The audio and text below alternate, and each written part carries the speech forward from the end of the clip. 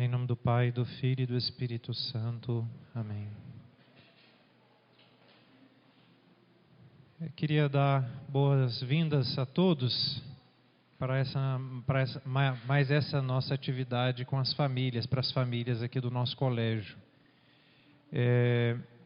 Vocês, imagino, tenham tomado conhecimento ou porque alguém disse, ou através das mídias sociais, onde a gente tem postado os temas de cada mês, né? E vocês, imagino que saibam também que já estamos fazendo essas atividades desde o mês de janeiro, propondo temas diversos. No nosso primeiro encontro, nós falamos de um tema bastante fundamental, que é o tema do diálogo. E depois, no mês de fevereiro, nós tratamos sobre a questão dos adolescentes e as tecnologias, o modo como a gente poderia talvez pensar um pouco o uso das tecnologias pelos nossos filhos. No mês passado, mês de março, foi uma videoconferência com o professor João Malheiro, do Rio, falando sobre o tema que os filhos esperam realmente dos pais, né? E dessa vez nós vamos tratar sobre a educação moral dos nossos filhos, né? Eu imagino que todos vocês já ouviram muito esta palavra moral, ou às vezes as pessoas falam moral e ética, como se essas duas coisas fossem até opostas, né? Então, às vezes as pessoas, não, mas isso aqui é moral, né? Ou, não, isso aqui não é ético. Ou às vezes, eu estou falando porque sou professor de teologia moral, às vezes pergunta, o que é moral? Pergunto para as pessoas, né? As pessoas, isso tem a ver com ética, né, padre? Então, há um desconhecimento muito grande a respeito dessa palavra. E não só um problema de desconhecimento, mas também há um problema, vamos dizer assim, de uma visão extremamente pejorativa da palavra. Todas as vezes que você usa essa palavra moral, acende uma luzinha vermelha, assim, com uma compreensão bastante negativa a respeito da palavra e de tudo que envolve ela. Tanto é que se você quiser xingar alguém, você diz assim, esse fulano é moralista, né? Ou seja, ele coloca bastante ênfase na moral, né? Eu estou falando porque, pessoalmente, sou moralista de fato, porque eu estudei teologia moral, né? Então, quem estuda teologia moral é moralista, assim como quem estuda teologia bíblica é biblista, né? Assim como quem estuda outra coisa, normalmente a gente põe esse sufixo aí de ista para poder qualificar aquela pessoa nos seus estudos, né? E de vez ou outra eu tenho que ouvir, não, você é muito moralista, né? Bom, obrigado, mas de fato eu sou moralista, né? Estudei teologia moral, né? Então, há uma etiqueta extremamente pejorativa dessa palavra moral e de todas as palavras que estão no campo semântico dela, né? Então, acho que uma primeira pergunta que certamente a gente faria e daqui a pouco eu vou tentar responder, é sobre justamente essa palavra, moral, né? E outra palavra que é muitíssimo em voga, que a gente ouve a torta direita, é a palavra educação, né? A gente constantemente está ouvindo essa palavra, você não dá educação para os seus filhos, né? Coisa desse tipo, por exemplo, né? Ou que fulano não tem educação, né? A gente vai ouvindo essas palavras, né? E o problema é que as palavras no senso comum, ou seja, assim, quando a gente ouve as pessoas dizerem, muitas vezes, ou talvez na grande maioria das vezes, as pessoas usam essas palavras num sentido que a gente não sabe qual é o sentido que elas estão sendo usadas, né? As pessoas usam as palavras, a gente diz em termos técnicos, né, equivocamente, ou seja, num sentido que não é o sentido literal daquela palavra, né? E o problema não é só um problema teórico, né? É um problema de prática também, né? Não é só um problema de que a gente não entende muito bem o que é educação, o que é educação moral. Nós não temos um problema só teórico de teologia, de educação moral, mas nós também temos um problema prático, que é o pior, né? O que nós vamos fazer para educar moralmente os nossos filhos? Esse talvez seja um problema ainda mais grave, né? E como esse é um tema que eu considero bastante importante, a gente vai ver que de fato é um tema bastante importante, sobretudo porque, estando aqui no colégio, convivendo com os jovens, a gente nota que há uma deficiência da educação moral deles, e daqui a pouco a gente vai dizer porquê, né? E não só dos nossos jovens aqui do colégio, como padre, por exemplo, né? Eu tenho contato com muitas pessoas, jovens, adultos e tudo mais, e a gente nota essa deficiência, né? Então, por isso a gente escolheu tratar neste tema dessa atividade para as famílias esse mês, da educação moral dos nossos filhos.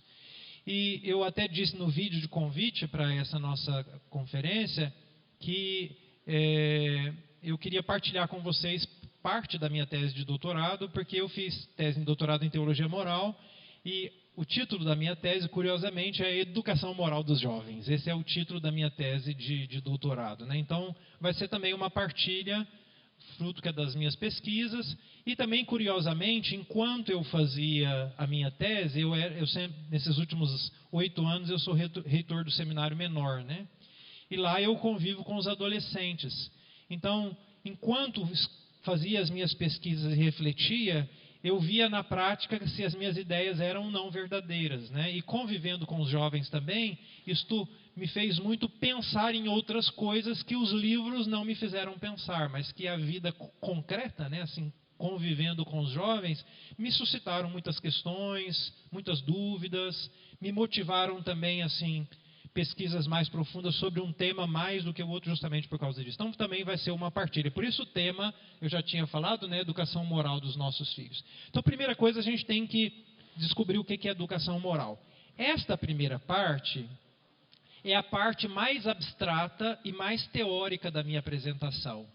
E como ela não é tão prática assim, não é cheia de exemplos e tudo mais, eu temo que vocês prestem menos atenção nela ou voem mais por causa da abstração, né? Mas isso aqui é um risco bastante grande. Por isso eu vou tentar fazer de tudo, só não vou plantar bananeira, mas eu vou tentar fazer de tudo para que vocês prestem bastante atenção. Por quê? Porque se a gente não entende bem esta parte teórica, dificilmente a gente vai entender a prática. Por que que a prática é desta maneira, né?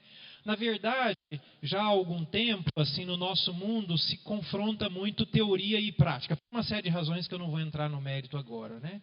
Então, a gente sempre está pensando a teoria. Com muita frequência, a gente dispensa a teoria achando que ela é dispensável, né? E, por isso, normalmente, a gente depois tem problema com a prática, porque, na verdade, a gente sabe muito pouco a teoria, né? Então, eu queria que vocês prestassem muito atenção, assim, ficassem assim, bastante atentos ao que eu vou dizer, porque isso aqui serve não só para o tema de educação moral. Vai servir para um sem número de coisas que nós devemos enfrentar com os nossos filhos, entendeu? Então, o que é educação moral? Primeiro, a gente tem que definir fundamentalmente esses dois termos. Quando a gente fala de educação, nós estamos falando da promoção, da estruturação e da consolidação das capacidades fundamentais de uma pessoa. Isso é uma definição de educação que eu tirei de uma enciclopédia de educação. Então, a educação... uma coisa importante, não precisa se preocupar em copiar não, depois eu disponibilizo o PDF, vai ficar para vocês podem pegar aqui. Aqui na escola a gente depois dá um jeito, se for o caso, mandar, mas tudo isso vai ficar também disponibilizado para vocês, né? Porque assim vocês prestam atenção, não se preocupam tanto em copiar, né? Então, educação significa promover algo, significa estruturar, né? Uma coisa está desestruturada, a gente estrutura essa coisa. Então, promove, estrutura.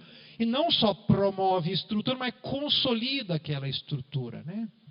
Isto, podemos dizer, é a educação. O que é educar? Educar é promover, é construir estruturas, estruturar e consolidar. Mas o que nós vamos promover, estruturar e consolidar? As capacidades fundamentais da pessoa, né? Porque todas as pessoas nós temos um monte de capacidades que precisam ser desenvolvidas. Por exemplo, quando a gente é gerado no ventre da mãe, a gente tem a capacidade de respirar, mas lá dentro a gente não respira, né? Só quando a gente nasce, e por isso que às vezes antigamente a criança era colocada de cabeça para baixo e o médico dava um tapa no bumbum, aquilo era só para ele fazer o primeiro choro, para forçar o choro, para que ele expulsasse os líquidos que ele tinha aspirado dentro do ventre da mãe, né? E expirando aquilo, ele pudesse respirar normalmente, né? Então, era uma capacidade não utilizada. E a gente tem um monte de capacidades, que são capacidades propriamente humanas, ou seja, típicas nossas de ser humano, e que precisam ser promovidas, precisam ser estruturadas, porque elas não estão ainda estruturadas, né? Elas, na verdade, estão desestruturadas, e é justo isso, porque ninguém nasce completamente pronto. Na verdade, o ser humano é um ser que se constrói com o tempo em base a essas suas capacidades, né? E aí é interessante também ver a etimologia da palavra. A palavra educar, ela tem uma dupla etimologia. Pode ser a palavra, o verbo educar. Isso, obrigado. É a pilha. Tem aí dentro. Seu verbo educare em latim, que quer dizer nutrir, cuidar, cultivar, né? Então isso mostra que tem uma raiz, a educação tem uma raiz muito ligada à dimensão, podemos dizer assim, material ou física, ou dos elementos exteriores da pessoa. Mas também tem a ver com a palavra, com o verbo, na verdade, educere, que vem de duas palavras latinas. Uma é ex, é o prefixo ex, que seja tirar para fora, e ducere, que significa, o ex é para fora, é um movimento para fora, e ducere quer dizer conduzir para fora, ou seja, a gente tem que trazer para fora, desenvolver alguma coisa que tem dentro e que é uma capacidade da pessoa. E aí, esta segunda parte etimológica da palavra educar diz mais respeito a questões transcendentes, não materiais das pessoas, né? Ou seja, uma evoca algo mais material e outra evoca algo mais interior, mais personal. Isso mostra que a educação passa não só por elementos materiais, não só por elementos, vamos dizer assim, espirituais ou transcendentes. E depois a palavra moral. Essa palavra moral, a gente pode dizer que ela faz referência, ou seja, à dimensão moral ou ética da vida humana, né? A palavra moral e ética são palavras, na verdade, sinônimas. Elas só vêm de línguas diferentes. A palavra moral vem do latim mos mores, e a palavra ética vem do grego ethos. Mas o significado de ambas é o mesmo. Se a gente traduzir literalmente, a gente vai encontrar um significado que é costume. Tanto ética quanto moral se refere aos costumes de uma pessoa, de um grupo.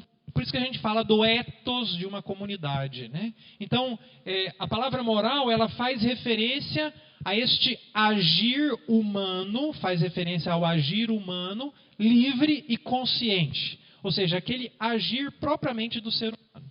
Só o ser humano tem essas duas capacidades, liberdade e consciência. Só nós somos capazes de agir a partir de nós mesmos. Por isso que a palavra moral se refere ao agir deliberado, ou seja, quando a pessoa é sujeita de si mesma. Max, dá a pilha e a gente troca aqui, é mais fácil. Então a palavra moral, né, ela se refere a esse agir deliberado. O que é a deliberação? É quando eu estou diante de uma situação e eu tenho opções. E aí, então eu começo a pensar se eu vou escolher esta ou se eu vou escolher aquela opção. Estou deliberando e eu faço essa escolha a partir dos referenciais que eu tenho, né? Então eu começo a pensar, essa opção tem isso de positivo, de negativo, esta outra opção tem isso de positivo e negativo. Então eu estou juntando elementos para fazer uma deliberação entre uma coisa e outra. E sabendo de uma coisa e outra, a partir de mim mesmo eu tomo a decisão de ficar com A e não com B, ou vice-versa. Ou seja, eu estou consciente daquilo que eu estou escolhendo e quando escolho, faço a partir de mim mesmo. Ou seja, eu sou um sujeito da minha ação. Eu faço a partir de um movimento que parte de dentro de mim mesmo, né?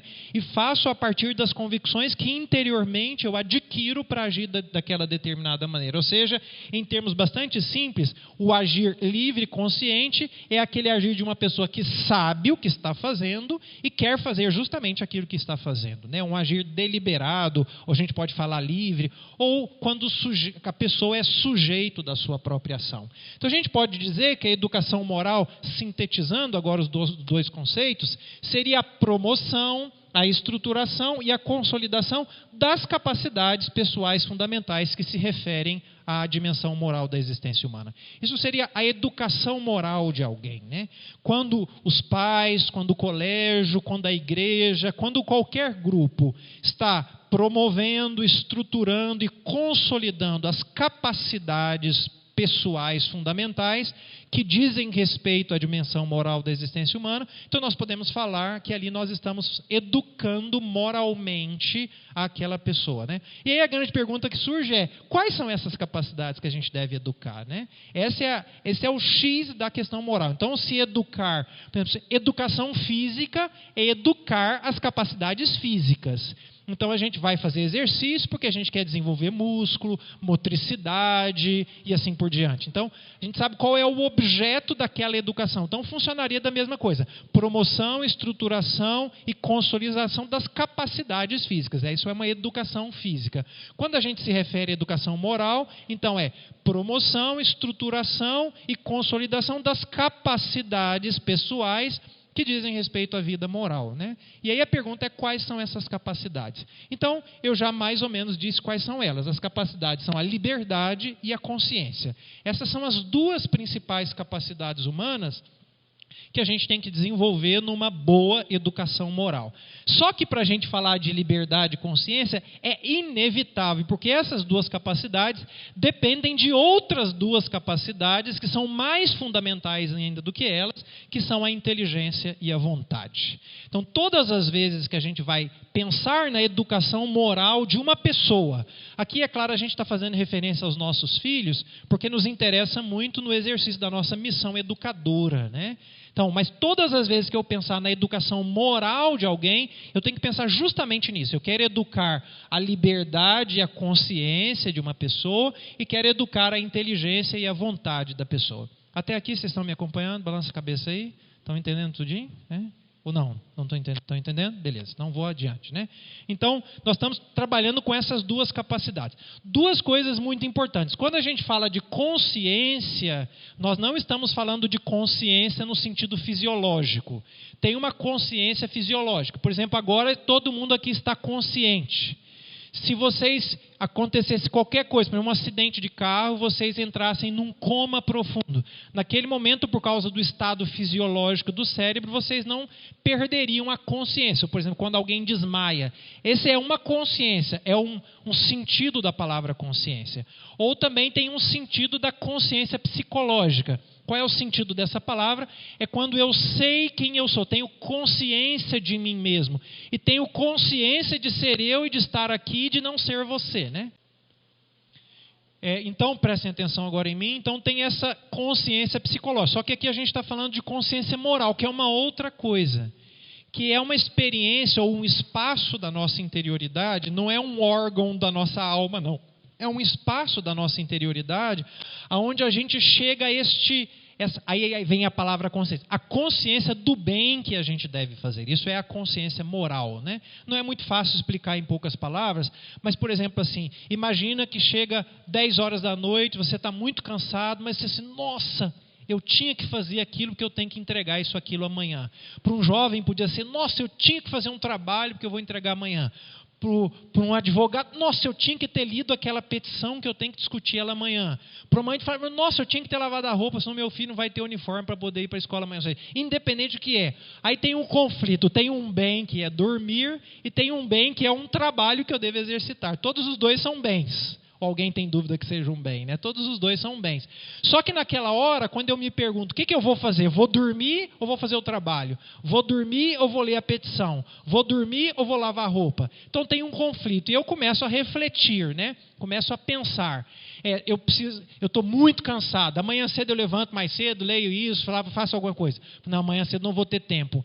Eu vou ter que fazer isso agora. Então eu começo a pensar em todas as variáveis para tentar entender qual é a coisa justa a ser feita naquele momento. E eu chego à conclusão, na verdade, eu tenho que ir lá ler aquela petição. Então, naquele momento, aquele bem que eu entendi que é o bem que eu devo colocar em prática, essa experiência que eu faço de compreensão do bem é justamente nesse espaço que a gente chama de consciência. Ou seja, consciência moral, no sentido estrito da palavra. Entenderam ou não? Então, vocês são muito inteligentes, que coisa boa, né? Vocês vão entender tudo que eu dizer aqui hoje, então, né? Então, vocês entenderam tudo, né? Então essa é a consciência moral. E liberdade, isso é uma outra coisa também importante. Essa é uma palavra extremamente equívoca. A gente sempre pensa que liberdade é livre-arbítrio, ou seja, o fato de eu fazer escolhas livres. A gente chama isso normalmente de liberdade. É um outro equívoco. A liberdade também é uma capacidade. Capacidade de quê? De mover a minha vida a partir de mim mesmo. Ou seja, é a capacidade de me autodeterminar. Ou seja, essa capacidade que eu tenho de mover a minha vida a partir de mim mesmo, não a partir de uma coisa que vem de fora e que me obriga, né? Então a liberdade pode ser liberdade para um monte de coisa. Não é só para fazer escolhas. Tem escolhas que eu faço livremente. Mas mesmo quando eu não estou fazendo nenhuma escolha, que eu estou dormindo lá na minha casa, eu continuo tendo liberdade. Porque eu continuo sendo uma pessoa capaz de mover a minha existência, mover a minha vida em direção a A ou a B, né? Isso nós chamamos de liberdade. Essa capacidade que a gente tem justamente de mover-nos a partir de nós mesmos em uma determinada direção. E depois inteligência e vontade também são capacidades que nós temos, né? Eu dei aula essa semana aqui para os nossos alunos sobre métodos e técnicas de estudo, né? E aí eu brinquei com eles, né? Todo mundo lembra, porque uma das técnicas chama associação mnemônica, né? Quando a gente faz aquelas musiquinhas para aprender as coisas, ou faz uma frase para aprender as coisas, né? Está aqui o nosso professor de biologia. Quando a gente estuda biologia, eu estudei isso há 25 anos atrás, né? E lembro até hoje, por causa de uma associação mnemônica. A outra professora de biologia está lá atrás. Aí a gente aprende a fazer aquelas classificações de pessoas a partir daquela frase reficofage. Vocês lembram dessa frase ou não? Alguma nunca mais, tem coisas que a gente nunca mais vai esquecer, né? Reficofage, reino, filo, classe, ordem, família, espécie e gênero. Lembra até hoje, tem 25 anos, né? É o contrário, né? Inverti, né? Gênero e espécie, né? Inverti. Então, isso é aquela palavrinha, né? Então, quando a gente vai definir um ser, a gente faz toda essa classificação. E a diferença específica do ser humano é justamente que nós somos animais racionais. Isso é o que nos distingue de todos os outros animais. Nós somos do reino animal com uma diferença muito específica. Nós somos racionais, né? Isso significa que o elemento estritamente humano, por isso, se nós quisermos educar as pessoas de verdade, nós temos que educar essa capacidade estritamente humana, fundamental e essencial do ser humano, que é a inteligência e a vontade. Quais são essas duas capacidades? É a capacidade que a gente tem de conhecer a verdade e de depois nos mover em direção à verdade. Nós conhecemos a verdade porque somos seres inteligentes e nos movemos em direção à verdade porque nós temos uma coisa que quer a verdade, que é essa chamada vontade, né? Então, eu entendo a verdade e depois que eu entendo, eu movo a minha vida para poder apropriar-me daquela verdade, né? Agora ficou mais difícil, né? Mas vocês entenderam ou não?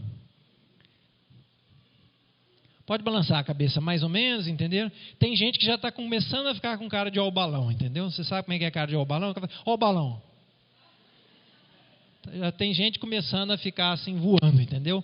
Então volta aqui, dá uma mexida na cadeira, né? Isso é chamada técnica Pomodoro, né? Eu ensinei para os meus alunos segunda-feira. Eles acharam o máximo eu fazer a técnica Pomodoro com eles. Ou seja, 10 minutos intenso de reflexão e 5 minutos de mais relaxamento. Aqui eu não vou fazer 5 minutos não, senão a gente não sairia daqui hoje, né? Eu vou fazer 5 segundos, né? Vocês mexem na cadeira, eu faço uma piadinha 6, como essa que eu estou fazendo agora. Agora vocês aguentam mais 10 minutos de intensidade de reflexão, né? Então, aprumem aí na cadeira, os que estão escorregando, levantem o corpo aí, fazendo favor, né? Não durmam não, né? Se ajudem mutuamente, né? Então, essas são as capacidades que nós devemos usar para educar moralmente os nossos filhos, né? Agora, como é que funciona? Esse negócio aqui agora é fundamental. Vocês só respirem, nem pisquem. Se começar a arder, fica firme que daqui a pouco acaba. Mas vocês precisam entender esse negócio aqui, porque isso aqui vai desvelar um monte de mistérios da nossa vida. Também da nossa de adultos, tá bom? Então, uma pessoa, ela tem uma série de elementos que fazem parte do seu ser pessoa, né? Mas eu disse o elemento distintivo do ser humano é que nós somos seres racionais. Como é que funciona as nossas capacidades racionais? Eu já expliquei, mas aqui eu vou explicar com mais pormenores. Então, esta capacidade, porque nós somos seres inteligentes, nós começamos a refletir sobre as coisas. É claro que isso não começa desde cedo. A gente diz que a gente começa a usar a razão naquela idade standard de 7 anos. É por isso que a gente chama aquela idade de idade da razão. Ou seja, quando é aquele momento onde a pessoa começa a usar fundamentalmente dessa capacidade. Ela começa a pensar, ela começa a refletir. A inteligência é essa capacidade que nos dá a possibilidade de abstrair conceitos e de passar de um ponto para o outro a partir dessa abstração, fazendo raciocínio, conjugando esses conceitos abstratos e ir tirando conclusões sobre elas, né? Isso a gente faz através dessa nossa capacidade da inteligência. Então é com essa inteligência que a gente vai conhecer a verdade. Aqui, gente, eu estou dizendo verdade em termos bastante genéricos. Pode ser a verdade, assim, por exemplo, fazer isso para aprender matemática, para aprender física, para aprender química, né? Pode ser isso. Mas também pode ser a verdade no sentido da verdade como eu devo agir. Por exemplo, devo dormir ou devo ler a minha petição? Devo dormir ou devo fazer o trabalho, né? Isso também é a verdade. É uma verdade que a gente chama prática. A verdade que eu devo viver na minha vida concretamente. Mas é sempre a verdade. Então, para fazer isso, a gente usa inteligência. E depois desse momento de reflexão, de abstração, de tirada de conclusão, a gente chega a uma convicção. Não, esta é a verdade, é isto que eu devo fazer. Em termos morais, isso a gente chama de bem, né? Porque a gente entende que é a coisa certa, é o melhor a ser feito nesse momento. Eu devo dormir porque eu estou desde 4 horas da manhã acordado, já são 10 horas da noite e amanhã eu levanto cedo e vou produzir mais, vou conseguir fazer mais do trabalho, vou ler a petição, não dá tempo, meu filho, eu vou acordar mais cedo, coloco lá na máquina de lavar, depois coloco na de secar e ele vai dar conta de chegar com o uniforme na escola. Ou seja, eu entendo o que é o bem. Então, naquele momento que eu entendo o que é o bem, eu começo a me mover para colocar aquele bem em prática. Eu já expliquei por você, é a vontade que nos move naquela direção do bem. Para a gente colocar o bem em prática, né? Só que, está vendo, toda a linguagem que eu usei aqui evocou justamente o que nós chamamos de liberdade de consciência. Né? Por quê? Porque eu vou refletindo e tomo consciência daquilo que é o bem, e depois daquilo que tomo consciência do que é o bem, eu me movo livremente para colocar esse bem em prática. Entenderam ou não? Bagunçou ou não? Entenderam? Ok? Né? Só que neste processo aqui, joga um monte de coisa.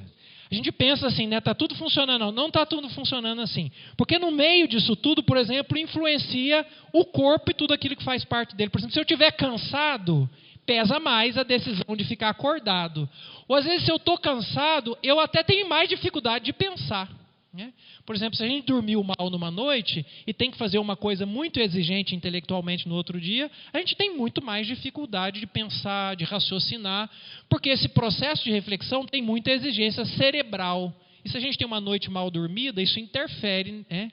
Ou, por exemplo, se eu durmo mal, eu fico de mau humor. Aí também entra uma outra parte muito importante, que são os sentimentos, né? Os afetos, as paixões. Isso também influencia grandemente na hora da gente decidir se é o bem. São Paulo expressou isso na carta aos Romanos com aquela célebre frase: o bem que eu quero, eu não faço, e o mal que eu não quero, eu faço. E às vezes isso acontece, tantas vezes, justamente por causa dessa confusão afetiva.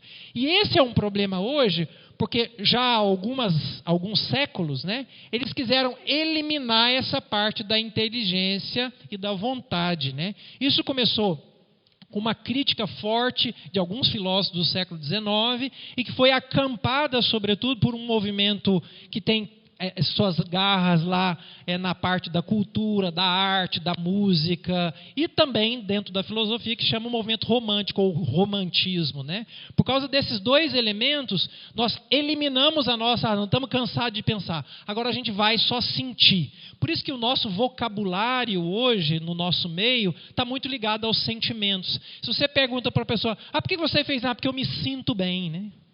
Então, o peso todo é colocado no afeto e não na nossa inteligência. Nós não decidimos mais porque nós sabemos que uma coisa é certa. É porque nós sentimos bem com aquela coisa. Ou porque nós não fazemos uma coisa porque nós sentimos mal com aquela coisa. Às vezes a gente até sabe que é certo, né? Esse tempo atrás eu estava conversando com um dos nossos alunos e ele falou: padre, eu até sei que é certo, né? Mas eu não me sinto bem, né? E isso é uma coisa que acontece com uma grande frequência entre nós. E aí, ao invés de usar a inteligência e a vontade, a gente se deixa levar pelas nossas emoções, né? E depois não tem só essa influência, não. Tem tudo aquilo que diz respeito à dimensão psicológica. Pensa, por exemplo, no peso que tem as nossas experiências passadas, muitas vezes integradas equivocamente na nossa experiência. Vamos imaginar, o pai perdeu o emprego. Chega em casa e o filho corre para dar um abraço, achando meu pai me ama, vai cuidar de mim. E o coitado perdeu o emprego, não sabe nem como é que vai pagar as contas amanhã, trata o filho assim com um certo desprezo. Aí o filho pensa, meu pai não me ama. Não é isso não tem absolutamente nada a ver com isso, ele só perdeu o emprego. Aí ele passa a vida inteira, por causa de uma interpretação equívoca daquele fato, ele passa a vida inteira achando que o pai não o ama. Então, imagina o peso psicológico que tem interpretações equivocadas na nossa experiência na hora de nós tomarmos decisão. E depois não tem só isso, não. Tem as influências ainda da cultura, da educação, das relações que nós estabelecemos. O processo de descoberta do bem está muitíssimo ligado hoje à cultura, à educação, às relações que nós estabelecemos. É uma coisa interessantíssima, por exemplo, os adolescentes. Eles às vezes aprendem em casa, minha mãe já disse que isso não é uma coisa boa. Aí eles entram no grupinho e por causa das relações, é como se eles tivessem esquecido tudo aquilo que a gente ensinou para eles, entendeu? Só por causa das relações. Ou pelo medo de ferir os amigos, de perder o lugar naquele grupo. Às vezes ele até sabe, eu sei que é errado, entendeu? Eu sei que é errado. Então, esse processo central, esse aqui, de compreensão da verdade do bem e da liberdade da consciência, fica muito obstaculizado por causa desses outros elementos. Por isto, nós precisamos da educação moral. Ou seja, para promover, consolidar, estruturar e consolidar estes elementos aqui. Por isso que a gente vai precisar muito de uma educação moral muito bem dada, Gente, ainda tem lugar aqui. Se vocês quiserem entrar, são muito bem-vindos. Letícia, Hugo, o senhor também, se quiser vir, tá? Tem lugar aqui, tem para sentar de cá. Coloquem a cadeira para dentro para vocês verem, que aí os slides também ajudam bastante. Então, a educação moral, qual seria o papel nosso como educador? Então, como educador, na prática, a gente tem que cooperar para que os nossos filhos amadureçam essas suas capacidades de conhecer o bem e de querê-lo e de vivê-lo livremente. Isso é o que a gente tem que fazer. A gente tem que cooperar para isso dos nossos filhos. E aqui é uma coisa muito importante, eu queria que vocês gravassem isso, como diz São Paulo lá. Isso é uma coisa bonita. Eu estava ouvindo hoje isto, na carta a Tito, São Paulo diz que a consciência dos cretenses, que eram mentirosos e gulosos, dizia São Paulo, era marcada como se fosse um ferro quente, Ou seja, como a gente marca gado, A gente tem que deixar isso agora ser marcado na nossa mente como se fosse uma marca de gado. E eu queria que vocês fixassem muito, porque para mim isto é uma coisa que é muitíssimo de uma maneira equívoca. Muitíssimo compreendido de uma maneira equívoca, Qual é a compreensão? Nós devemos formar pessoas maduras que saibam viver esse processo por si mesmas.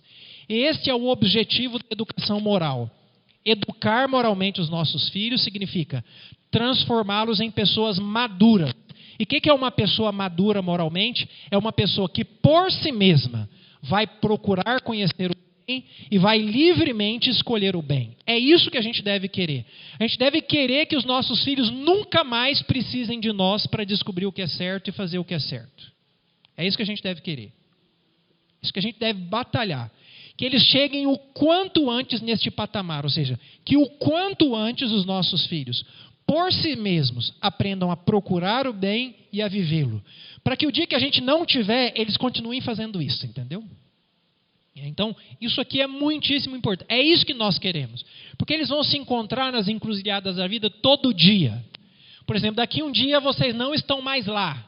E aí quando tocar o despertador, se vocês passarem a vida inteira chamando os filhos de vocês, ele não vai levantar, porque ele vai ficar a vida inteira esperando a mamãezinha lá chamá-lo, porque o despertador está tocando e ele não levanta sozinho. Você tem que desejar que o seu filho levante sozinho, porque isso é o certo. Está na hora de levantar e ir para a escola. Porque amanhã não vai ser para ir para a escola, vai ser para ir para o trabalho, entendeu? Então, se você ficar a vida inteira substituindo o seu filho, você vai crescer um adolescente eterno. Um adolescente eterno. Que é o que acontece até hoje. Tem pessoas que até hoje, essa mamãezinha, que às vezes não é a mamãezinha mais, é a esposa que vira mamãezinha, ou é o papaizinho, que não é mais o papaizinho, é o esposo que virou o papaizinho, né? Mas são eternos adolescentes. Se um não fizer pelo outro, fica a vida inteira esperando, entendeu? Até decidir-se sobre o bem. Até decidir-se sobre o bem. Né? Infelizmente, hoje, as pessoas cresceram em idade, mas não cresceram em maturidade. Eu me lembro que para minha tese de doutorado, eu li um artigo de uma psicóloga italiana que se chamava Crianças Educadas por Crianças. Então eu queria dar uma boa notícia para vocês. Talvez quem mais precise de educação moral não sejam os nossos filhos. Tá bom? Porque se nós fôssemos moralmente maduros, talvez por um contágio positivo, eles também absorveriam isso. Por isso que eu acho que... Acho não, tenho quase certeza, para não ser muito, prepotente ou presunçoso, né? Tenho quase certeza de que nós precisamos mais do que os nossos filhos. Né? Por uma razão histórica. Né? Eu não tenho tempo para falar isso. Nós precisamos mais, talvez. Né? Porque, na verdade, se nós não tivermos, desculpa, dificilmente eles vão ter também. Né? Então, como exercitar? Agora vamos para a parte prática. Como a gente vai exercitar isso? Né? Então, a primeira coisa, a gente vai ter que ajudar os nossos filhos no processo do conhecimento e do reconhecimento do bem. Pessoalmente. Então, aqui eu vou dar dicas e depois eu vou dizer para qual idade vale mais essas dicas, tá bom? Porque tem gente que tem filho criança, tem gente que tem filho adolescente, tem gente que tem filho adulto. Tá? E às vezes os filhos adultos, como ainda são adolescentes, também estão precisando ainda de educação moral. Né? Então, para isso a gente vai ter que colocar 3 pontos em prática. Para ajudar no conhecimento e no reconhecimento do bem, a gente tem que colocar 3 coisas práticas. Pode perguntar.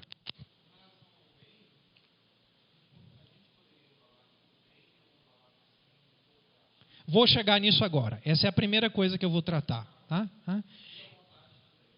A vontade é uma coisa objetiva. É uma capacidade humana. Né? Vou chegar aqui agora, tá? Então, a primeira coisa a gente tem é a transmissão dos valores. Isso a gente chama de elemento tradicional. Ou seja, que passa de uma geração para outra. Né? Então, a primeira coisa que a gente tem que dizer é que existe um bem ou um mal objetivo.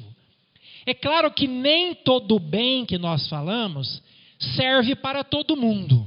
Mas existem bens que são inegociáveis. Por exemplo, a vida é um bem inegociável. A verdade é um bem inegociável. A saúde é um bem inegociável. Não tem ninguém nesse mundo que vai dizer que a saúde é um mal. Não tem ninguém nesse mundo que vai dizer que a verdade é um mal. Não tem ninguém nesse mundo que vai dizer que a vida é um mal. Isso significa que tem valores objetivos, sim. Agora, é claro, por exemplo, certas situações da minha vida, para eu ter saúde, pode ser que eu tenha que fazer uma coisa. Então, por exemplo, para um diabético, é um bem não comer doce. É um bem não comer doce. Então, naquele caso, continua sendo a saúde promovida de uma determinada maneira. Agora, no caso de uma pessoa desnutrida, é um bem que ela come ao doce. Mas a saúde é sempre um bem. Como ela vai ser colocada em prática, depende da situação. Por isso que não dá para absolutizar o modo, mas dá para absolutizar o próprio valor. Né? Então, existe um bem e um mal objetivo. Às vezes as pessoas me perguntam assim, padre, mas eu falo isso, aí todo mundo me critica. Eu digo, então tá bom. Então você chega lá no médico, aí você está com diarreia, entendeu? Aí o médico vai falar para você, não, toma dipirona. Não, mas dipirona não serve, mas o bem é relativo, então não significa que se você tomar dipirona ou Buscopan é a mesma coisa para diarreia. Se o bem fosse relativo desse modo como as pessoas dizem, eu poderia construir esse prédio de qualquer maneira que ele sempre se manteria em pé. Se existem leis universais que nós devemos respeitar sobre as coisas, também tem leis universais que nós devemos respeitar sobre nós mesmos. Por isso que tem bens que são objetivos e tem maus que são objetivos. Não tem jeito de dizer isso é para mim, isso é para você. Não existe nenhum lugar no mundo que as pessoas vão defender que a verdade é um mal. Por isso, por favor, não caiam na cilada do relativismo ou do subjetivismo. Isso é um bem para você. Pode ser que em algumas circunstâncias certas coisas sejam bens para você. Mas existem outras que é bem para todo mundo aqui na China, foi sempre e vai ser sempre. Então, por favor, não caiam nessa conversa. Se o seu filho começar com esse discursinho, próxima vez que ele passar mal de diarreia, dá dipirona para ele. Aí quando ele reclamar, você fala, mas você não falou que o bem é subjetivo? Então, serve para qualquer um. Você resolve o problema dele um pouquinho, quando ele cagar na calça. Entendeu? Aí você ensina para ele que tem coisa nessa vida que não é relativo. Entendeu? Então, ao invés de ficar com um discursinho barato, faz ele fazer a prova dos 9. É mais fácil, às vezes, né? Então, não caiam nessa cilada. Não, vou repetir, não caiam na cilada do relativismo e do subjetivismo, porque isso é uma farsa. Se o relativismo ele é verdadeiro, então também ele é relativo. Eu não preciso aceitá-lo. Eu aceito o absolutismo. Entenderam o jogo de palavras, né? Entendeu? Se o relativismo é relativo, então se tudo é relativo, também o relativismo é. Então, eu não preciso aceitá-lo. Entendeu? E um outro elemento, por isso um elemento importante é ensinar e propor corajosamente o bem ou o mal. A gente planta e tem que plantar, como diz São Paulo, abundantemente. Padre, se o meu filho não aceitar, problema vai ser dele depois, entendeu? É claro que a gente também vai aceitar. Mas não é isto que deve medir a minha capacidade de transmitir corajosamente os valores. A gente deve transmitir e propor corajosamente os valores, sempre. Isso está errado. Eu não aceito. O problema é seu. Isso continua estando errado. Isso é o certo. Faça isso. Ah, mas é relativo. O problema é seu. Isso continua sendo certo. Entendeu? A gente não pode medir a nossa responsabilidade de transmissão. Gente, basta pensar. Vocês imaginam se cada geração de pessoas que fizeram química tivesse que redescobrir a tabela periódica? Graças a Deus que redescobriram antes de nós e que transmitiram isso para nós. Imagina se todas as pessoas tivessem que descobrir de novo a estrutura celular, as leis de Newton e assim por diante. Imagina se a cada geração de médicos eles tivessem de que descobrir todos os antibióticos que vieram. Imagina se aquele Fleman, lá o Dr. Fleman, não tivesse descoberto a penicilina. Mas se ainda tivesse que descobrir a penicilina, todo mundo é morto, entendeu? Então, graças a Deus tem uma geração que descobre uma coisa e pode transmitir a outra. Se isso funciona para a penicilina, se isso funciona para a tabela periódica, para a lei de Newton, também funciona para valores. Graças a Deus tem milhares de pessoas que antes de nós bateram muito a cabeça e descobriram que mentiam uma desgraça. Então vamos falar a verdade. Então por isso a gente tem que ter uma responsabilidade histórica. A geração que vem depois de nós depende de que nós façamos isso para eles.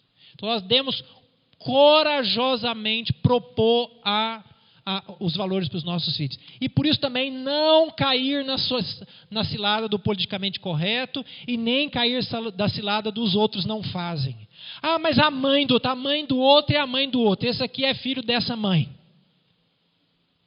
Ah, mas os outros não falam, não tem problema, eu falo. Entendeu? Não cair nesse mimimi, que a gente não pode, que vai achar ruim. Deixa achar, não tem problema. Né? Então a gente tem que propor corajosamente. Porque essa base sobre a qual depois eles também vão ter que trabalhar. Porque ninguém trabalha a partir do nada. Se não nos legarem alguma coisa, nós não podemos começar do zero. A humanidade não começa do zero. Essa foi uma pretensão absurda da geração revolucionária de 68. Que, na verdade, isso começou lá na Revolução Francesa. Vamos acabar com o velho mundo e vamos criar o nosso. Como se nada de que veio antes prestasse. Isso é um equívoco. Me perdoem quem nasceu de 1970 para trás. Estou falando que eu sou filho de quem nasceu de 1970 para trás. Tá? Vocês são filhos desta geração. Quem tem a idade da minha mãe, que nasceu em 54, quando tinha 10, 12 anos, começou a ouvir lá em 68, não, vamos deixar tudo para trás. Vocês cresceram pensando nisto. Que meu filho, ele tem que ser livre, que ele tem que pensar do jeito que ele quiser, que ele tem que fazer o que ele quiser, que nós não podemos fazer como os nossos pais, que ficavam impondo sobre nós, falando tudo que estava certo, está errado, entendeu? Então, vocês que têm essa idade da minha mãe, foram filhos dessa geração.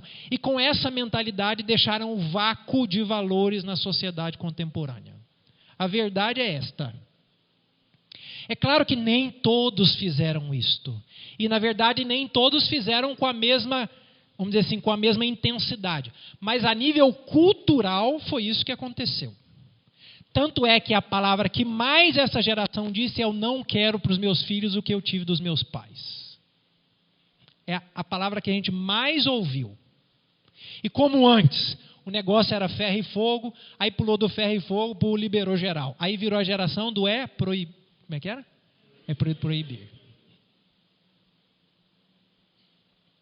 Entendeu? Então, não cair nessa cilada. Ah, mas não, eu falo. Não tem problema. Eu brinco com os meninos seminaristas lá na paróquia também. Se vocês chegarem um dia diante de Deus e falarem assim: ah, mas eu não sabia, eu vou levantar. Sabia sim porque eu falei. Eu falei. Sabia sim porque eu falei.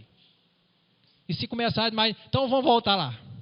Pode chamar, porque na eternidade não tem tempo e espaço mesmo, a gente volta tudo, rebobina as fitas lá, né? E vai voltar lá. Só me entendeu quem sabe o que é fita e que é rebobinar. Os que são do pendrive não entenderam nada. São do pendrive não entenderam nada. Então não cair nessa cilada. E uma coisa muito importante que eu queria chamar a atenção de vocês, pelo amor de Deus. Tem que enfatizar o valor. Tem que enfatizar o valor. É isso que nós devemos explicar pelo efeito. Não caiam numa lógica legalista de lei pela lei. É assim porque eu quero. Não, não é assim porque eu quero. É assim porque tem um bem em jogo aqui. Olha, não faz isso. Porque não, porque eu estou mandando. Não, não faz isso porque isto aqui está errado. É errado por causa disso, disso, disso, disso. E é certo por causa disso, disso, disso. Por isso a ênfase toda tem que estar no valor. Nós só criamos leis com uma razão óbvia de transmitir o valor para a geração passada. Quando a gente descobriu que o trânsito, se ficasse assim, era um caos, o que a gente criou? Leis para ter um trânsito organizado. Quando a gente descobriu que quando alguém pegava um dinheiro de outro e não devolvia, estava errado, a gente criou uma lei para proteger essa troca de bens. Né? Então as leis nascem para promover um valor, para poder salvaguardar um valor, para poder transmitir um valor. Então, pelo amor de Deus, até a gente pode dizer as leis, mas é mais importante o valor que está por detrás da lei. A gente tem que enfatizar muito isso. Por que a gente faz isso? Porque tem um valor por detrás. Qual é esse valor? A gente tem que falar este valor. Por que a gente faz isso? Porque isto é um bem. Por que é um bem? Por causa disso, disso, disso, disso, disso. Aí, por causa desse bem, é que a gente não pode fazer isso. Então, a lei deveria ser consequência da compreensão do bem. É claro que a gente não vai deixar de apresentar as leis. A gente tem que apresentá-las, mas sempre lembrando que tem um valor por detrás. Então, não enfatizar, não ser legalista. Essa é a primeira parte. Depois, a gente também tem que ajudar na reflexão pessoal para que a pessoa faça a apropriação do bem.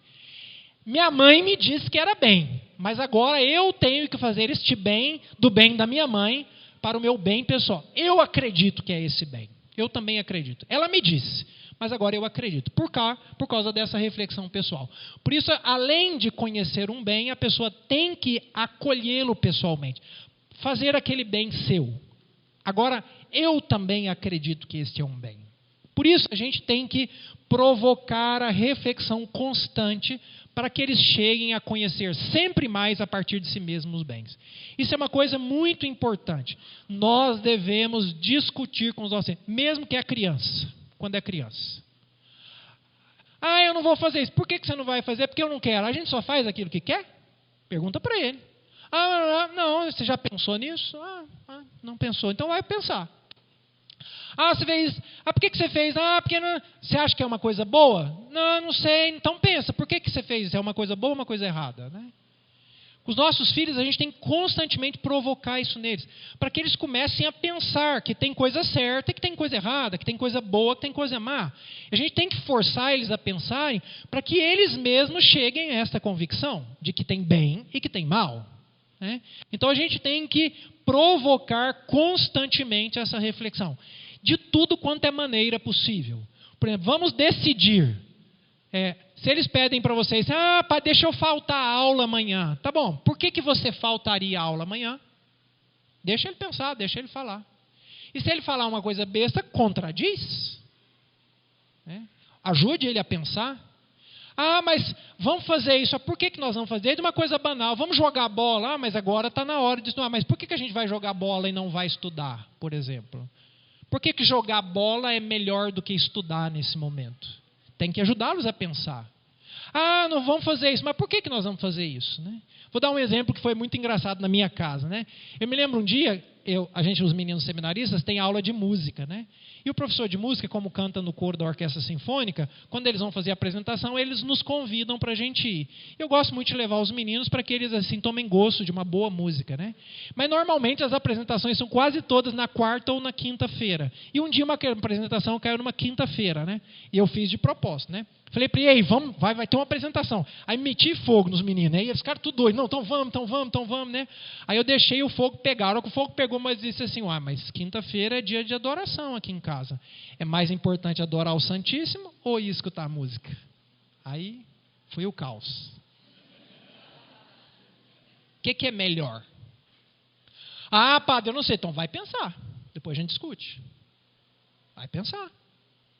Agora eles já ficaram treinados. Eles nunca me pedem uma coisa sem ter um porquê. Porque todas as vezes que eles me pedem uma coisa, eu falo, por que nós vamos fazer isso? É a palavra-chave lá de casa. Vocês começam com uma história, mas por quê? Tem que me explicar. Tem que me convencer. Não no sentido de que eu quero que eles me convençam. Não é isso que eu quero. Eu quero que eles pensem. Até quando a gente vai ficar dando resposta, tudo prontinha, bonitinha, não sei o que mais, né?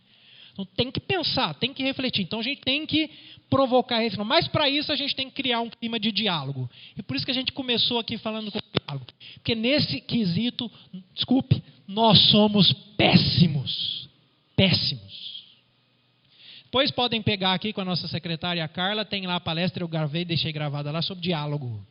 Porque a gente é um bando de gente que faz monólogo a 2 pessoas, ou a 3 ou a 4. Nós não dialogamos. E aí com os nossos filhos, como nós não temos capacidade nem de diálogo, nem de convencimento, nós mandamos uma coisa para legais. Não é porque é isso que eu quero, é porque eu mando. É quem manda aqui sou eu. Aí a gente cria um bando de gente burro e que não sabe pensar por si mesmo. E aí depois que faz 18 anos, que aí não é a gente que mais manda, eles fazem o que eles querem, do jeito que eles querem. O que acontece na verdade é isso. Entendeu? Se a gente não cria um espaço de diálogo. E isso é uma coisa que a gente tem muita dificuldade. E se a gente não começar a exercitar, a gente vai exercitar pessimamente esta função de educador moral dos nossos filhos. Porque a gente não vai educá-los para serem inteligentes. E não esperem isso da escola. Porque nem na escola se ensina a pensar. Ensina a repetir slogan, que é uma coisa diferente. Com a mesma retórica de sempre. Mas gente que pensa, a gente não tem. A prova disso é que no último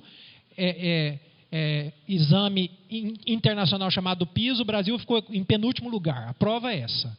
E saiu recentemente agora uma pesquisa aqui no Brasil, qual é o nível de matemática e português se os nossos alunos saem do ensino médio? Um fiasco. Um fiasco. Mas isso começa em casa. Tá bom? Começa em casa.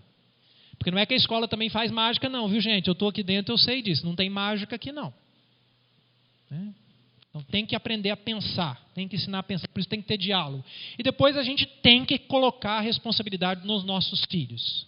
Eles têm que começar a assumir a responsabilidade de pensar e depois de pagar o preço.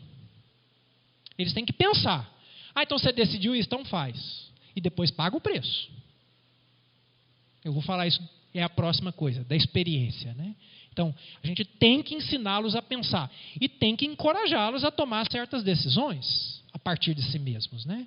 E, por fim, a comprovação pela experiência. Então, eu sei que é um bem porque minha mãe me disse, porque me disseram, porque eu refleti, pensei, entendi que era um bem, porque na prática, quando eu coloco esse bem em prática, a experiência é positiva, né? Então tem 3 elementos que a gente tem que cuidar muito. Então, criar ocasiões para que experimentem o bem em cada dia a dia, as situações mais pequenas do dia a dia.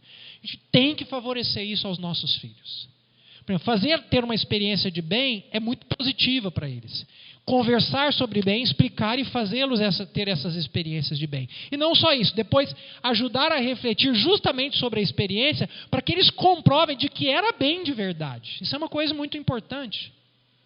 Não, por que nós vamos fazer isso e não aquilo? Por que é melhor estudar do que jogar bola? Não, porque você tem prova, porque suas notas estão baixas, então vamos dedicar tempo a isso. Quando for o momento justo, a gente vai jogar bola. Depois ele tira a nota boa, você diz, está vendo como foi importante?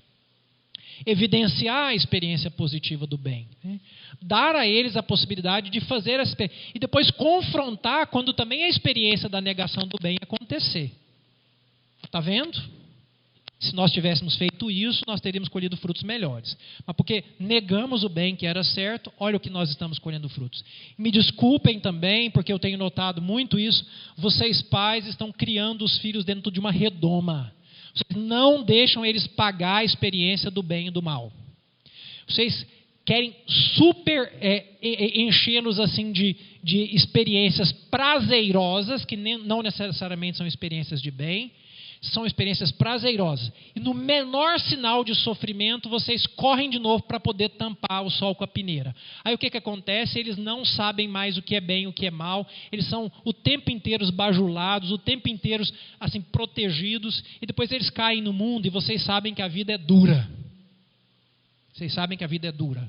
E aí eles ficam completamente perdidos. Porque eles não sabem gerenciar esse tipo de experiência. Aí quando faz uma experiência má, negativa, eles não sabem refletir sobre elas, eles não sabem ressignificar tudo aquilo. Aí é um bando de gente frustrado, cheio de ânsias, de um monte de crise, de não sei das quantas. Eles não conseguem fazer essas experiências. Eles não têm, para usar uma palavra que os psicólogos gostam muito, um repertório para poder lidar com essas coisas. Porque, na verdade, eles passaram a vida inteira dentro de uma redoma. Eles têm que começar a pagar as escolhas que fazem. Por mais besta que seja. Claro que algumas a gente, no início, vai ter que impedir para evitar coisas muito mais graves. Mas certas a gente tem que dizer, não come isso. Vai arder a boca, pensa na pimenta. Não põe na boca. Não põe. Eu avisei. Agora deixa queimar. Ai, deixa queimar. Próxima vez você me escuta. Eles precisam começar a ver que escolha tem preço. Se eu não fizer a partir de um critério de bem verdadeiro, sou eu quem pago esses preços. E se eles não começarem a pagar o preço agora, depois vão pagar um preço muito mais caro que a gente sabe que vai. Nós somos adultos. Somos nós os adultos da relação, não eles. Somos nós quem temos que dar isso aos nossos filhos, né? Então, ajudá-los a pensar nesse confronto da experiência do bem e do mal. Depois, enfatizar as experiências com o bem e reforçar o próprio valor. A gente tem que colocar ênfase. Quando os nossos filhos fazem uma escolha boa, uma experiência boa, a gente tem que colocar aquilo nas alturas. A gente só coloca nas alturas o mal que eles fazem. A gente reforça o mal o tempo inteiro, a crítica sobre o mal, né? Mas e o bem? A gente tem que levantar a moral do bem na vida dos nossos filhos, né? Tem que o tempo inteiro, que beleza, que coisa boa, está vendo como o bem é bom? Para que eles cresçam entusiasmados pelo bem, né? Entusiasmados pelo desejo de viver sempre o bem, né? Depois o segundo passo, isso é de acordo com a idade que eu queria falar. Por favor, quem tem filhos na infância até mais ou menos 10 anos, 12 anos, levanta a mão aí. Boa parte. Então, para vocês que têm filhos nessa época, a parte que vocês têm que dar mais ênfase é na transmissão dos valores. Essa é a parte que estou dizendo mais ênfase, não é deixar as outras coisas não, mas essa é a parte da maior ênfase. Por quê? Porque eles estão naquela época de absorver, estão naquela época de receber o material sobre o qual depois eles vão trabalhar a vida inteira. Se vocês não disserem, vai chegar um momento da vida deles que eles vão precisar procurar lá no repertório para saber o que é certo e o que é errado, não vão ter. Então a maior ênfase é nesta parte aqui. Então não tenham medo de dar com vontade esta dimensão da transmissão dos valores. Claro, colocando simultaneamente a reflexão. Por isso eu disse, mesmo que a criancinha comece a ajudar a pensar. Eu me lembro, por exemplo, meu sobrinho um dia estava na minha casa. Meu sobrinho tem 7 anos. E como a minha irmã tem muita confiança em mim, então ela me deixa muito livre para corrigir, para conversar. E um dia ele falou, eu não vou fazer porque eu não quero. Eu falei, a gente não faz tudo aquilo que quer na vida, não. A gente também faz um monte de coisa que a gente não quer. Se o titio não quisesse, se fosse para não querer, eu também não queria estar aqui brincando com você, não. Eu queria estar fazendo outra coisa.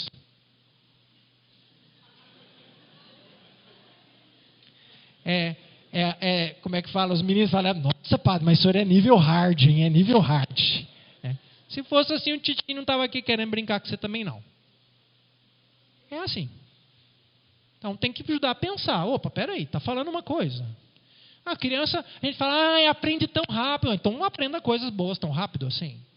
E eles aprendem rápido mesmo, Depois, quem tem filho na adolescência, mais ou menos ali até 8, 9, até ali 17, 18, depende da adolescência, vai até os 25, 30,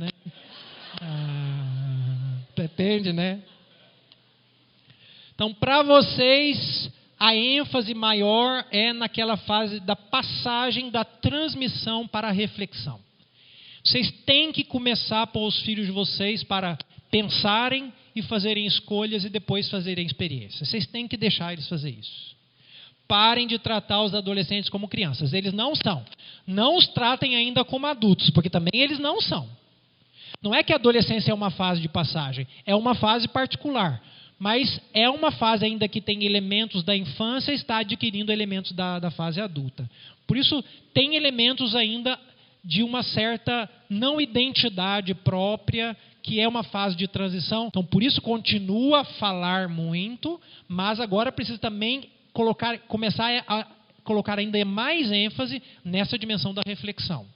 Por favor, não tratem os filhos de vocês como se eles fossem criancinhas que vocês dissessem que tem que dizer tudo para eles. Não, eles já pensam. Eles já têm uso suficiente da razão, eles já têm 14 anos que você está dizendo a mesma coisa para ele. Então está na hora de começar a deixar ele a funcionar sozinho. Não para tudo. Não é que agora se ele quiser enfiar o dedo na tomada você vai dizer, não vai deixar, não deixa não, porque senão ele morre. Certas coisas que não vai matar, tem que deixar fazer. Porque senão eles não vão começar a viver esse confronto com o bem, não vão começar a ter experiência do que é escolher o bem, do que é o mal, de pagar pelo bem, de pagar pelo mal. Em níveis práticos, eu digo. Como eu disse, às vezes até monetário da coisa. Entendeu? Então tem que começar a passar.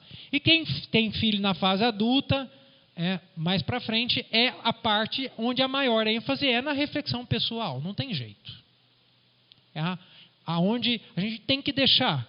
Às vezes tem pessoas que vêm conversar comigo e tratam dos filhos como se os filhos fossem ainda adolescentes. Pelo amor de Deus, é adulto. Ele não deve mais obediência a você, não. Eu vou falar da minha casa, de vez em quando minha mãe fala, mãe, quem manda em mim sou eu. Eu falo para ela. Ela, eu ainda mando em você, eu ainda bato em você, Eu brinco com ela, Os meninos, cara, choram de rir, porque às vezes no almoço ela começa a falar, eu falo, mãe, quem manda em mim sou eu faço o que eu quero. Aí ela fica brava, os meninos choram de rir no almoço lá em casa, É claro que eu falo em tom jocoso, para não colocar também minha mãe na situação correta, mas no final das contas é isto mesmo. Um homem adulto não peca por desobedecer os pais. Não confessem esse pecado, porque ele não é um pecado. É um pecado que vocês vivem como eterna criança, tendo que pedir tudo para o pai de vocês. Vocês são adultos. Já deveriam ser responsáveis integralmente das próprias atitudes. Ou seja, saber pensar, refletir, escolher, entendeu? O pecado de não honrar pai e mãe na idade adulta é outro. É de não cuidar, é de não amar, é de não zelar, é de não fazer um papel de um filho na idade adulta. Não é que, eu não obedeço, mas graças a Deus, Você é uma criancinha? Graças a Deus. Então, na fase adulta, eu preciso começar a estimular e, de fato, deixar isso. Então, tem filho na fase adulta, deixa. Padre, mas se fizer errado, deixa fazer. A gente vai sofrer? Vai. Mas vai fazer o quê? Você vai exigir que o seu filho de 25 anos fique pedindo bênção para tudo que você faz? Que agora ele tem que viver do jeitinho que você manda. Você quer um eterno adolescente na sua casa. E não um filho adulto. Eu não falei que a fase adulta é alguém que pensa e que escolhe o bem. Mas ele não está escolhendo o bem. Deixa ele bater a cabeça. A hora que ele bater a cabeça, ele entende. Adianta falar 200 mil vezes? Fala sério para mim, adianta falar 200 mil vezes? Você já falou até aquela fase, então significa que falar não adianta mais, já passou a época do falar, entendeu? Oi? Da infância e adolescente. Não é que a gente não vai falar, eu estou exagerando para hiperbolizar, é claro que a gente vai falar. Mas assim, ele é um adulto já. Não tem jeito mais a gente tratar um adulto nem como criança, nem como adolescente. É isso que eu estou enfatizando. Entendeu? Por isso a ênfase nessa fase adulta é de que a pessoa seja sujeito dos seus próprios atos. E tem que ser. E o problema é se ele está agindo como criança, culpa nossa. Porque não ajudamos muito, entendeu? Ele errou. Não, você pode dizer, mas você tem que deixar ele fazer as experiências por si mesmo. Pode dizer, olha, eu já tinha te dito sobre isso. Pensou? Será que talvez não seja melhor reconsiderar na própria escolha? Mas não tem de recriminação, justamente para colocar no movimento do pensar, da reflexão, né? Eu disse, é um período de transição. Eu tenho que começar a ajudá-la a fazer a passagem para a fase adulta. Então eu não posso continuar tratando ele como criança, como se eu tivesse que decidir tudo sem a participação dele. Por isso tem que começar a envolvê-lo. O que você pensa? Como é que nós vamos fazer? Tá, então você quer usar o celular? Como é que nós vamos... Você está vendo que está fazendo mal? Está vendo as suas notas? Então como é que a gente vai resolver esse problema no celular? Diz você para mim. Como é que a gente resolve?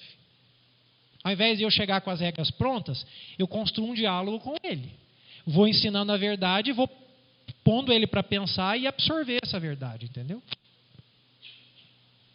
E depois, o segundo ponto muito importante é favorecer a prática das virtudes. Eu já falei que este processo, não precisa trazer, não, pode deixar, eu vou aguentar até o fim, o Max me proibiu. No processo do conhecimento do bem e da colocação do bem em prática, a gente sabe que, eu já expliquei que não é tão fácil assim. Né? A gente se encontra numa situação bastante caótica, por causa dos nossos afetos, por causa das influências das relações, por causa da influência do corpo, por causa da dimensão psicológica.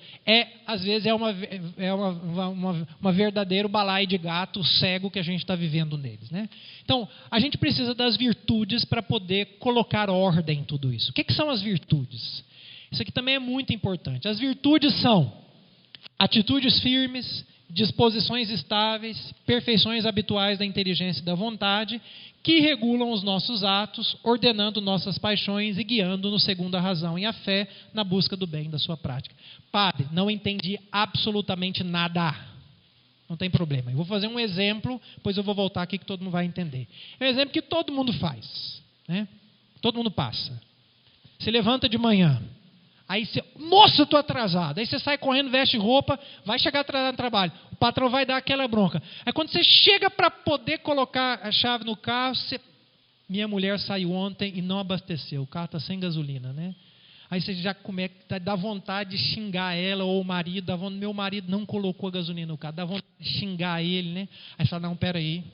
Não vou xingar não está certo. Vou ficar calmo. Vou pegar o carro, vou rezar, porque dá para chegar no posto mais próximo. Né? Aí quando você está chegando no posto mais próximo, o cara enche, quiser falar, o cara fala, ô dona, seu pneu furou.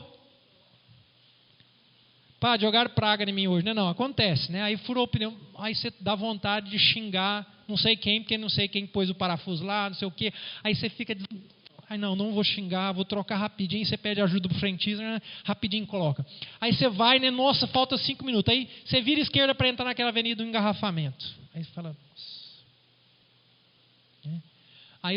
Aí você alopra, o cara buzina, te fecha, você está doido. Aí o sinal abre, os caras estão conversando, mexendo no celular, não acelera. Aí você tem vontade de xingar todo mundo. Não, peraí, ninguém sabe que eu estou atrasado. Está todo mundo pensando que está tudo lindo, está todo mundo em passear, eu também. Então, aí você não xinga, fica firme, né, aguenta, não sei o quê. Aí quando você chega, e finalmente cheguei no trabalho. Aí você chega, quando você põe o pé lá dentro, o seu patrão, que não sabia de nada disso, te dá uma descascada monstra. Né? Aí ele não sabia de nada disso. Né? Você fica caladinho, vai lá, senta na sua poltrona lá. Né? E, assim, usando a sua inteligência, você vai... lidando com todas essas situações e vai deixando com a sua inteligência guie os seus atos. Se você fizer isso todo dia, você vai adquirir uma atitude firme, uma disposição estável para lidar com esses pequenos sofrimentos do cotidiano, uma perfeição habitual da sua inteligência e da sua vontade. O que isso vai fazer? Vai regular os seus atos, ordenando as suas ações e guiando-a segundo a razão, buscando a prática do bem. Se você fizer isso todo dia, você vai ser uma pessoa paciente. Isso é uma virtude. Por isso que as pessoas falam assim, ai, padre, eu queria tanto ser paciente. Eu falo, minha filha, é igual andar de bicicleta, só tem um jeito de ser paciente, sendo paciente. Não vai entrar na capela do Santíssimo, para quem é católico, vai rezar lá, Jesus vai dar um raio, e eu vou sair de lá assim, ô paciente. Por isso que a gente fala, nossa, padre, eu acabei de sair da missa, o cara me fechou, pai, acabei de sair da missa. Mas você achou que a missa ia fazer mágica na sua vida? Ou você ia sair de lá a pessoa mais virtuosa do mundo? Não é assim. O Senhor nos dá todas as graças. Depois a gente tem que montar na bicicleta e pedalar, entendeu? Aí a gente vai adquirindo. Aqui eu falei da paciência, mas podia ser além da paciência, podia ser a longanimidade, podia ser a magnanimidade, podia ser a caridade, podia ser a justiça, podia ser um monte de coisa. A gente vai adquirindo essas virtudes continuamente. Então, o que as virtudes fazem? A pessoa virtuosa é aquela que vai procurar o bem sempre em todas as circunstâncias. Porque ela vai usar da sua inteligência, lembra que eu expliquei o que a inteligência faz? Mesmo quando os sentimentos estão mandar aquele cara para aquele lugar. Opa, eu paro, penso, não está certo mandar aquele cara para aquele lugar. O certo é ficar calado nesse momento. Então, a pessoa virtuosa é aquela que vai procurando o bem sempre em qualquer situação da sua vida. E na medida que ela vive uma vida virtuosa, ela vai se habituando a este bem. De tal maneira que fica mais fácil saber o que é o bem e mais fácil colocar o bem em prática. De tal maneira que o bem se torna uma coisa connatural para nós. Padre, o contrário pode acontecer com o mal? Pode. Eu deixo de ser uma pessoa virtuosa e passo a ser uma pessoa viciada. O vício é o oposto da virtude. Gente, está todo mundo com cara de balão. Vocês estão entendendo alguma coisa ou não? Está entendendo tudo? Tudo não, né, padre? É assim, 35%, né? Não, tá bom, né? Tá entendendo? Balança a cabeça aí para eu ver. Estão acompanhando? Beleza, tá? Então, a gente vai se habituando ao bem. O bem vai se tornando mais fácil para mim, né? E depois as virtudes, então, vão cooperando para ordenar. Meu coração me puxa para esse lado porque eu sou uma pessoa virtuosa e eu ordeno ele. Eu ordeno ele para onde? Para o bem. Minhas paixões estão me levando para esse lado. Porque eu sou uma pessoa virtuosa, eu vou ordenando as paixões, elas vão sempre na direção do bem, né? Meu corpo está me puxando para esse lado, eu vou ordenando as minhas dimensões físicas para que ela vá naquela direção do bem. Ou seja, eu vou colocando ordem na casa. Entendeu? Eu vou colocando ordem na casa. E aí o que vai acontecendo? Eu vou me tornando uma pessoa que tem facilidade, que tem domínio, que tem tranquilidade para fazer o bem. É aquilo que todo mundo almeja. Não, a pessoa xinga, não, tranquilo. Tenho paciência com aquela pessoa, né? Porque eu sou capaz hoje de lidar com as minhas paixões, com os meus sentimentos, com as minhas emoções, né? Ah, mas parece que você nunca fica nervoso. Né? É porque você não sabe, né? Só que eu sou um vulcão controlável. Porque eu já aprendi a fazer isso. Só que isso é igual andar de bicicleta. Não dá para aprender a andar de bicicleta vendo tutorial no YouTube, entendeu? Você tem que montar, cair, levantar, cair, levantar, cair, levantar 300 vezes. Então, o que acontece? Se você não correr o risco, nunca vai ser uma pessoa virtuosa. De empenhar-se pelo bem sempre. Por isso que se alguém diz, padre, eu estou lutando tanto, mas eu ainda caí. É isso mesmo, tranquilo, não tem nada de estranho. É assim mesmo, está no caminho, é assim. Caiu, tirou uma rodinha, agora está caindo. Daqui a pouco para de cair, entendeu? Vai adiante, né? Então, em cada situação da vida, nós somos chamados a ser prudentes.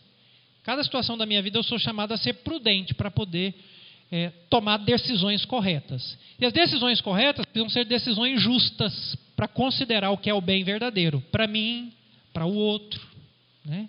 Mas para eu considerar qual é o bem verdadeiro para mim e para o outro, e sobretudo colocar aquele bem em prática, eu preciso ser uma pessoa forte, porque às vezes o bem é difícil. Às vezes o bem custa muito. Fazer o bem é muito mais difícil, muitas vezes, do que fazer o mal. E para isso eu também tenho que ser uma pessoa temperante. Por quê? Para que eu seja capaz de lidar com os prazeres que às vezes ficam me atraindo, para eu deixar o bem de lado e fazer o que é mais fácil, o que é mais cômodo, entendeu? Eu troquei em miúdos umas 200 páginas de livro que explicam o que são as 4 virtudes cardeais: prudência, justiça, fortaleza e temperança. As 4 principais virtudes que a gente tem que ter. Então, se eu quero ser uma pessoa moralmente madura, eu tenho que aprender a ter prudência, justiça, fortaleza e temperança. Ou seja, sim.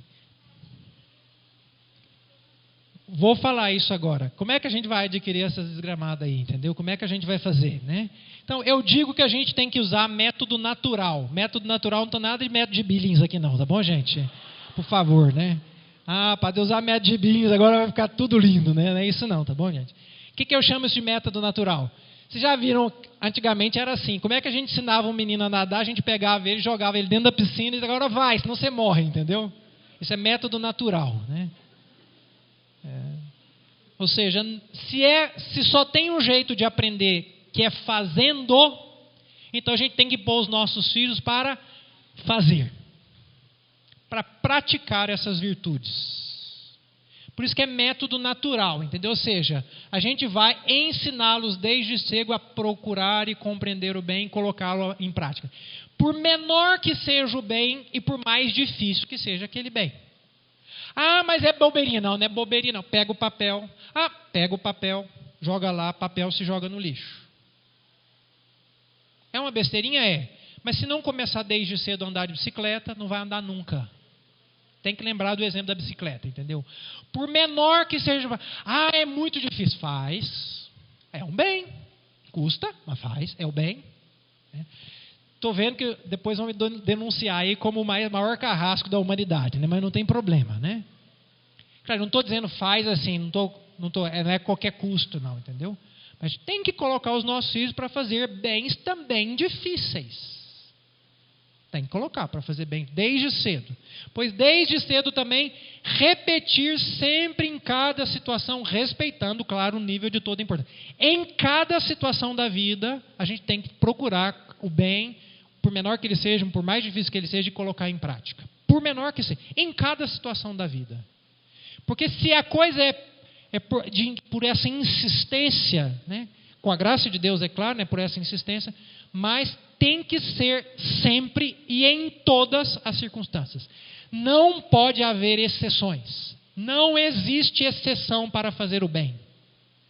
Não pode ter exceção. Tem que ser sempre e em todas as circunstâncias. Eu vou dizer da minha experiência, a nossa não é porque a minha é melhor não, porque a minha é que é a minha, né? Eu posso dizer. Eu me lembro quando fui morar fora no Rio para fazer faculdade, lá eu comecei a entender muitas dessas coisas aqui. Porque até então, na minha casa tinha minha mãe, tinha meus irmãos, né? Mas depois eu comecei a entender que as pequenas coisas bem feitas me tiravam um trabalho enorme. Por exemplo, um dia eu cheguei na minha casa, fui tomar água, não tinha copo. Porque eu tinha tomado todos e não tinha lavado nenhum. Aí eu tive que parar para lavar todos aqueles copos. Foi um trabalhão enorme, porque aí além dos copos tinha os pratos, os garfos, as facas, tudo, que eu não tinha lavado absolutamente nada. Perdi um tempo danado. Depois eu descobri que se eu lavasse cada vez, mesmo que fosse a colherzinha de café, aquilo me ajudava demais. Então, o bem, por menor que seja, eu aprendi a fazer. É assim, faz que depois a gente só ganha com isso, entendeu? Por menor que ele seja. E por menor que seja o mal, não tem. Vai lá e cata agora. Caiu depois não, agora, pega. Você facilita a sua vida depois, entendeu? E a gente facilita a vida dos nossos. Então, por menor que seja, sempre, sempre. E por fim, nunca abrir mão do bem. Nunca. Nunca é nunca. Nunca abrir mão do bem por nada. Por menor que ele seja. Por menor que ele seja. Nunca abrir mão do bem. Né? E aí eu queria terminar. Os filhos esperam isto de nós. Que a gente os ajude a compreender o bem e a viver o bem através de uma vida virtuosa. Eu nunca ouvi um filho falar: ô meu pai, que lasqueira que foi me ensinar o bem, hein? Fez um mal danado para a minha vida. Ninguém fala isso. Nossa, meu pai foi muito ruim. Só ensinou para nós coisa certa. Nossa Senhora. Ninguém fala isso. A gente pode não entender no momento, mas depois todos que eu já vi, Graças a Deus meu pai me falou todas aquelas coisas. Sempre é assim. Para os nossos filhos, mesmo que eles digam o contrário na hora, não acreditem, eles estão mentindo, tá bom? Eles querem que nós ensinemos eles o bem. Eles querem que nós ensinemos eles uma vida virtuosa. Só que é com o nosso próprio exemplo. Com o nosso próprio exemplo. Por isso eu vou terminar mostrando um vídeo chocante que muitos de vocês já viram esse vídeo, mas que eu acho importante.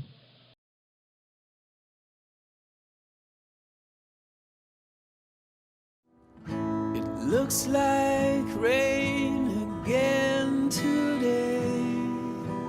Dark clouds gather and fill the sky. Don't know how to talk to you, just know how to say goodbye. Have you actually got a driver's license? I don't think so. Go back where you came from. Learn to speak English. Go back where you came from.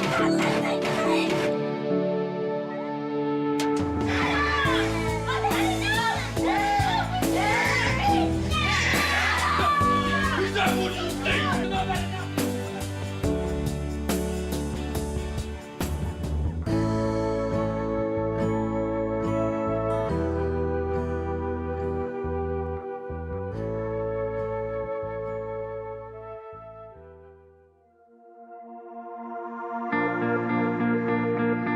Dad,